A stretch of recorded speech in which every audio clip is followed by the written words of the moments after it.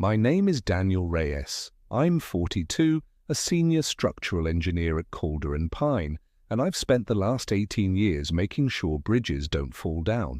I'm the guy who triple-checks load calculations at 2 a.m. because a decimal point once saved a town in Oregon. People call me methodical. My wife, Marisol, calls it quiet stubbornness. She's not wrong. It's late October in Seattle, the kind of grey that seeps into your bones. The office smells like burnt coffee and wet concrete samples. We'd 3 weeks from bidding on the Aurora Bridge retrofit, a $180 million project that could secure the firm for a decade. I'm lead engineer. My signature on the final drawings is the last gate before the city's stamp. That's the setting. Now, the crack in the foundation. 2 days ago, during a routine peer review, I found it, a hairline discrepancy in the seismic bracing specs. The numbers were off by 4.7%, enough to matter in a 7.2 quake, not enough to trigger alarms in the software. Someone had overridden the automated check. The digital trail led to my own login, my password, my timestamp, 11:47 p.m., the night I'd left early for Marisol's birthday dinner. I didn't do it, but someone wanted it to look like I did. I sat in the server room, fluorescent lights humming like hornets, and stared at the log. My pulse thumped in my ears. Calder and Pine has a zero-tolerance policy for data tampering. One whisper of fraud, and the bid is poisoned. And worse, the firm. 60 families. My mentor, Harold, who'd hired me straight out of UW with a newborn and a mortgage. I could fix it quietly, rerun the analysis, adjust the drawings, initial the correction. No one would know. The bridge would still be safe, safer even. A white lie wrapped in reinforced concrete. That night, I stood in our kitchen watching Marisol grade papers at the table. Our son, Mateo, 10 years old and all elbows, was asleep upstairs. His science fair project, a cardboard model of the Aurora Bridge, leaned against the fridge, held together with too much glue and hope. He'd labelled every cable stay in blue marker. "For Dad," he'd written on the base. Marisol looked up. "You're pacing like the night the hospital called about your dad," I told her. "Not the technical details." She glazes over at shear forces, but the choice. Fix it and lie or speak and risk everything. She set her red pen down.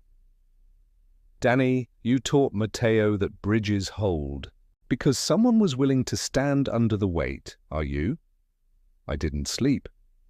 At 3:12 a.m., I opened my laptop and drafted an email to Harold, then deleted it, drafted again. At 5:47, I called the one person who might understand, Laya Chen, 45, forensic data analyst, and the only co-worker who still brought homemade kimchi to potlucks. We'd bonded years ago over a collapsed crane in Tacoma, her tracing the money, me tracing the steel. She answered on the second ring, voice gravelly with sleep. "Reyes, it's not even light out." "I need a ghost hunt." By noon, Lila had isolated the intrusion. Someone used a mirrored credential, my login, but from an IP in Bellevue, not mine. The override happened while I was blowing out candles at Pier 57. Lila's exact words. "Clean hack. Expensive. Someone paid for silence." The shortlist was brutal. 3 people with access, motive, and the skill. Top of the list, Victor Lang, 38, project manager, golden boy with an MBA and a gambling problem. Word was he'd leveraged his condo to cover markers in Macau. A failed bid meant foreclosure. A doctored one meant a bonus big enough to vanish.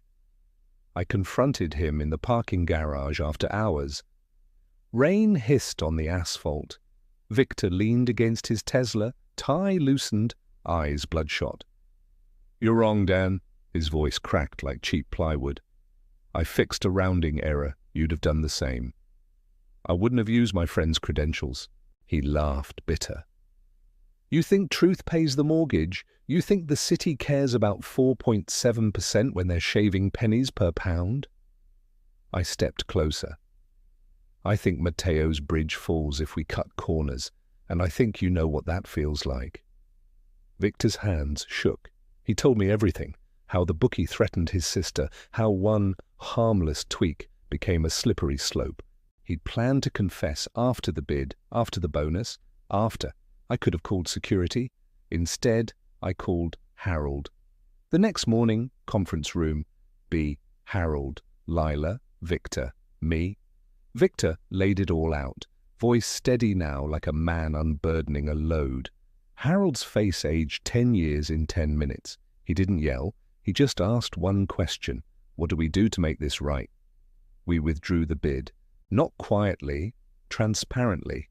Full disclosure to the city, third-party audit, Victor on unpaid leave pending investigation. The firm took a hit. Stock dipped. Whispers in the break room. But the bridge, the real one? It would be built by someone else to specs we helped rewrite. Stronger because we admitted the crack before it spread.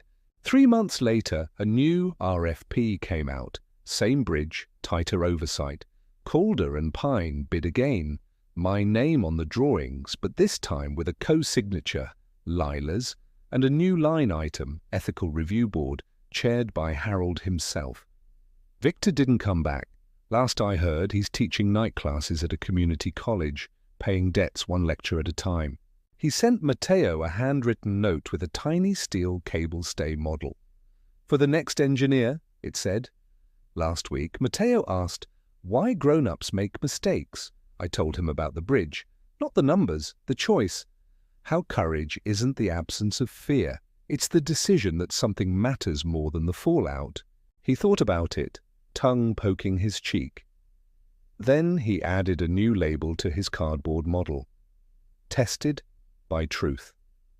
Marisol found me in the garage later, staring at the scar on my hand. You okay? She asked. I nodded. The bridge held. So here's the thing I carry now, heavier than any rebar. Integrity isn't a plaque on the wall. It is the moment you choose the harder path when no one is watching, especially when everyone is. If Daniel's story hit close to home, click subscribe to get new videos and don't miss our next story. We're here every week unpacking the quiet choices that build unbreakable lives.